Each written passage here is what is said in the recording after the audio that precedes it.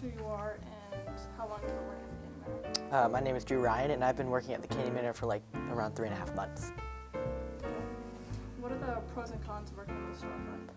I mean, the storefront, it's a lot of fun to work there. Like, I love interacting with the customers and stuff, and that's probably my favorite part, and it's also fun to go around with the chocolates and the fudge and stuff. The only major con is that it's very tiny, it's kind of hard to squeeze by people, especially when it's busy. Okay. Would you rather open or close in the storefront? I like to close, actually. I know everyone likes to open, but I don't know, I just like waking up later. What seasons are better than working in the storefront and why? I really liked the Christmas time. It was always crazy, but I just had a lot of fun, and I thought the customers were having a lot of fun, and then Saturdays with the candy canes were always a lot of fun.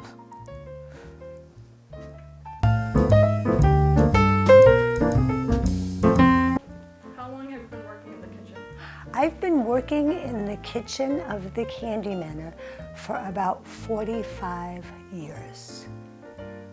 Okay. What are some of the most important tasks of working in the kitchen and why?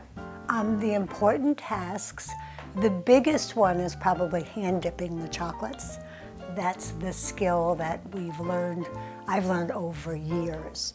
The prep work, the putting away, all the talents that are involved with all the parts of hand dipping chocolate. What season would you say is the busiest for hand dipping? The busiest season we just made it through. Christmas time is crazy, or the holidays in the winter. Many people give gifts, and it is hand-dipped chocolates in all different size boxes. So it was an enormous task to get that all done. Okay. What items do you think you're making the most or dipping the most? Oh, I think there is the handful of favorites. Nonpareils, chocolate-covered Oreos, chocolate-covered pretzels, sea salt caramels, and then probably in that vein might be the pecan turtles. Yeah.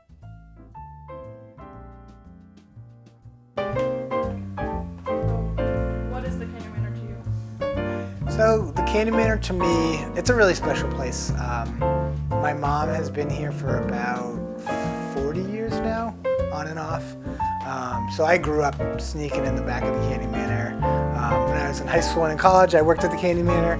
So for all intents and purposes, it's been like a second home to me, and very much a part of, and in my mind, such a big part of Chatham. So it's not only a fun place that has happy memories, but but family-related memories as well. So.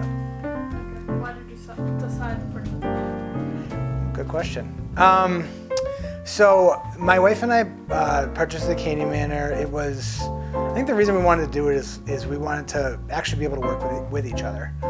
We have some skill sets that kind of offset each other, but it was something that we were at a point in our lives where we wanted to figure out how we could work together and what we could do that we could build something and grow something and into something that's really important. And it just so happened at the same time, the prior owners here were at a point where they were like, oh, we don't ever want to give this place away, but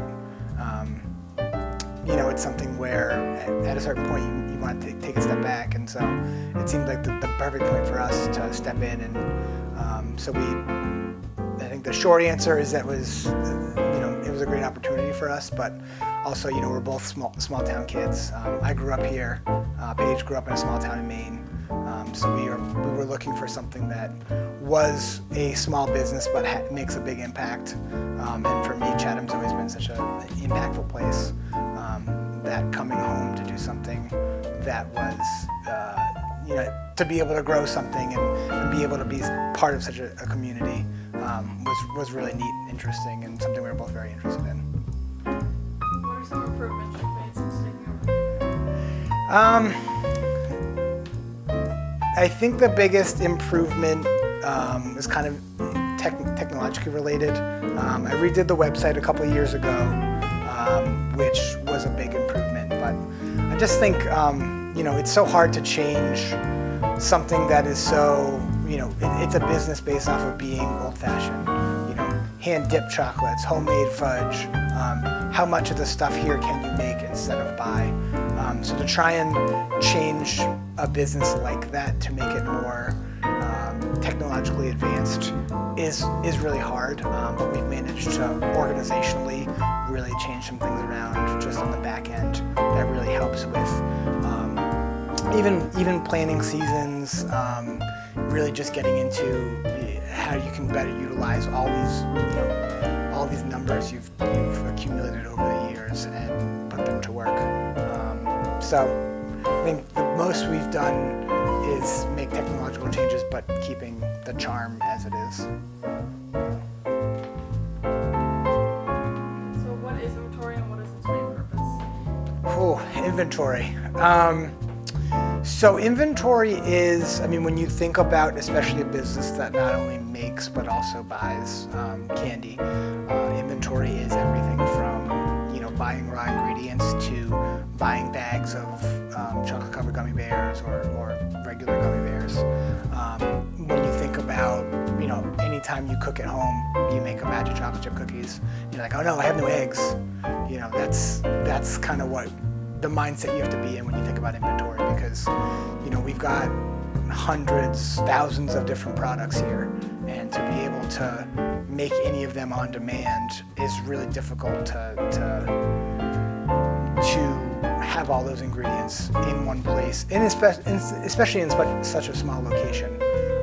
So inventory is incredibly critical in that sense, that you always have everything that you need to make anything. But it's also, we don't make our own jelly beans, we don't make our own penny candy. So being able to buy all that and have it in stock, but also keeping in mind the perishability of everything. As much as we would love, candy doesn't last forever. So we have to be smart about planning purposes. So it's important because you always have to balance that line of perishability and running out of something.